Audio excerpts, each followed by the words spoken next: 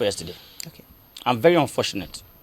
Mrs. Mojisola Meranda, the incumbent Speaker of the House of Assembly, Lagos State, came out and said our security details was withdrawn.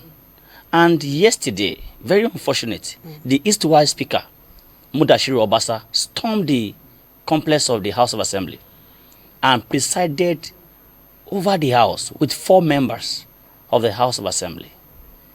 I don't know. After he has been duly impeached, came back to preside over the House with full security details, while that of the incumbent Speaker was withdrawn. Sir, is this a win for democracy or a gross loss? Well, Lagos House of Assembly matter need to be closely examined. And it should be examined properly with the lens of democracy. Why did I say that? Well, first of all, what is happening there now seems to justify the issue of state police that some of us have been advocating for over the years. This idea of withdraw this is federal government, this, that, should not be. What is happening there now is like a Kano case. Okay. The only difference is that Kano case was traditional, and Lagos case is political. How do we put it? Yes, yes. Political. Yes, you're right. That of Kano, you ended up having 2 emirs parading themselves at the same time. In Lagos now, we're having 2 speakers parading themselves at the same time. Yes. Then why I said the matter need to be looked at closely, I've taken time to listen to what Obasa is saying and why he made his way back. Obasa is alleging that, I use the word alleged because I'm not in Lagos, but he's alleging that even though he was impeached, the impeachment did not follow due process. He said that, yes. Or the laid down regulations of the assembly. He said he can be impeached at any time, but follow the rules.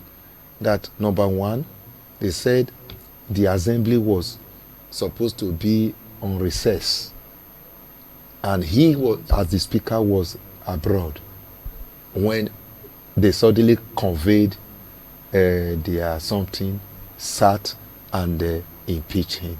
And he say, constitutionally, until he was impeached, he's the only one that have the right to convey the assembly. No other person.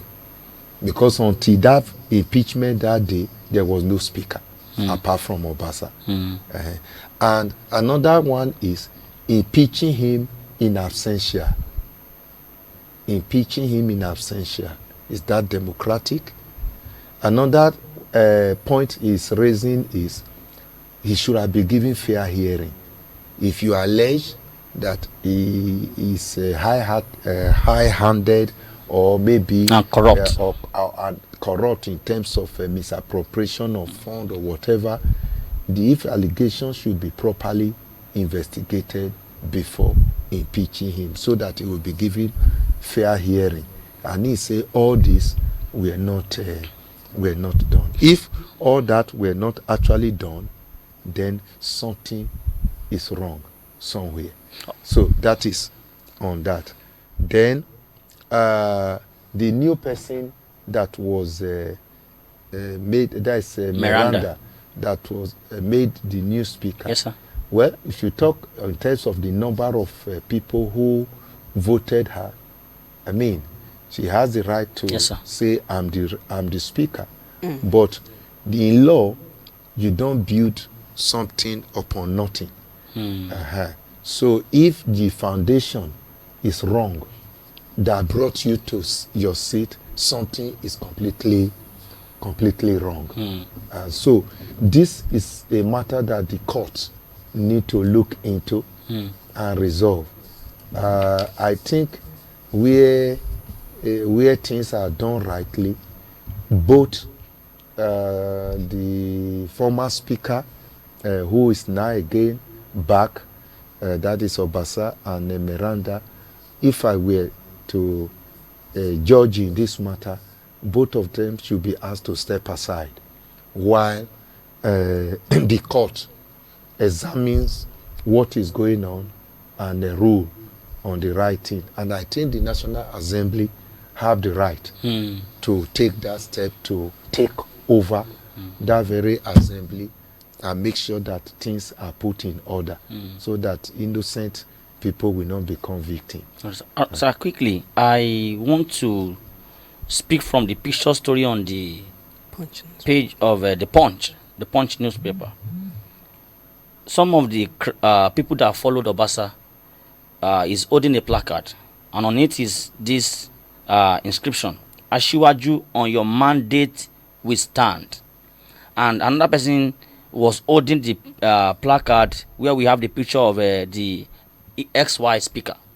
And now the XY speaker is now saying, "I'm loyal to Tinubu." Sir, some people are alleging that the boldness and the courage of Obasa is backed up by the presidency.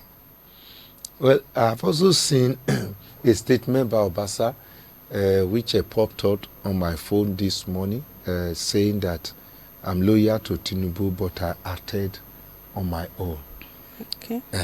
So that is why I said there's already confusion on ground there.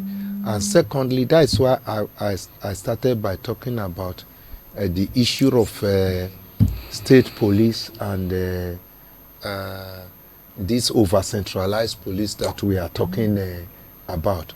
So the issue of presidency backing Obasa is an issue that people need to look at carefully, because the truth is that for every matter, there are people who are for and there are people who are against. And of course, Mr. President is a politician. Yes. Obasa has been a speaker in Lagos for a very long time. And so if he did not enjoy the goodwill of Mr. President, Mr. President has been more or less the owner of Lagos. And almost the person determining what happens in Lagos for many years. So if Obasa does not enjoy his goodwill, I don't think he would have been able to stay in that office for that long. And as one of the leaders of APC, I saw some write-up, I don't know whether they are true. They will say that Mr. President is not also too happy that this thing is happening. That before the members of the House went ahead to impeach Obasa, at least they should have had some consultation with the elders of the party. So, like they will say, they will end up telling us that this is APC family matter. So, let them sort it out. That's why I said, instead of rubbing it on every person, both can be made to step aside. Yes, sir. While they resolve the family matter. Thank you very much. That is okay. I think